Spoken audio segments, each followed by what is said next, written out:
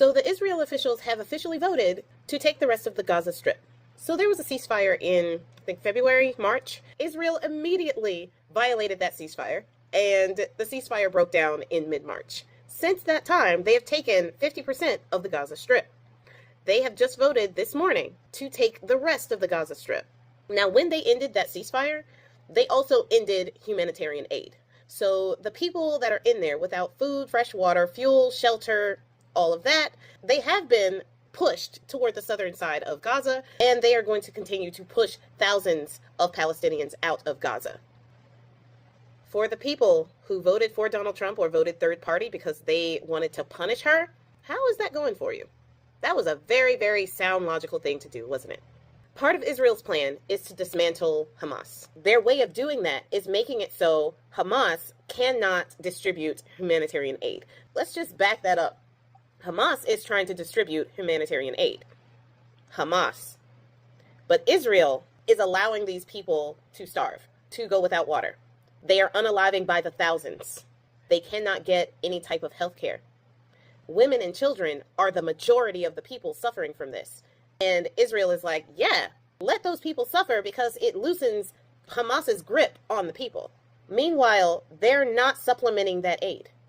Now, I am no fan of Hamas at all. However, you have to understand what side of history you are on right now. When you are preventing Hamas from distributing aid and food and water and medical supplies to their people, and then you are also not distributing anything to their people, that's not going to have the effect that you think. You want to cut off their ability to distribute aid because you said you want to lessen Hamas's hold on the people. But you just cutting off the aid and you not providing that aid for them, it's just going to make you look like the villain. It's going to make you look like someone who just wants to G-side the Palestinians. And you already look like that to them. You're radicalizing more people against you. As those people watch their loved ones starve, as they watch their loved ones unalived by your soldiers, they are becoming radicalized. You are creating more Hamas. You are not dismantling that organization. You are creating more members. If you really wanted to hurt Hamas, starving their people is not the way you would do that. You would provide the humanitarian aid, which is something Joe Biden has been trying to get you to do when he was in office, and you refused to do it.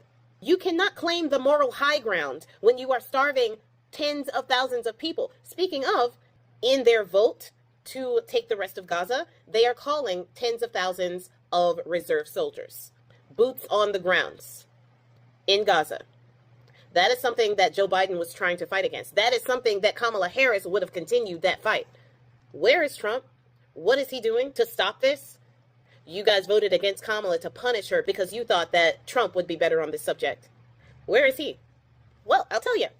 They even mentioned in their little anonymous interview, they are speaking with Trump, not about not taking Gaza, about Trump's idea of turning it into a resort. Yeah, they want to take all of the Palestinians out of Gaza, force them to leave, as they just voted to do. They're talking with Trump about making it a resort for rich people, controlled by Israel, and probably Trump. But the thing is, I honestly think that war on Hamas is just basically you trying to justify your G side of the entire Palestinian people, because you don't like them, and they're on land you think you're owed. Palestinians here in America who could vote, we tried to fucking tell you, man. I hate like hell you didn't listen.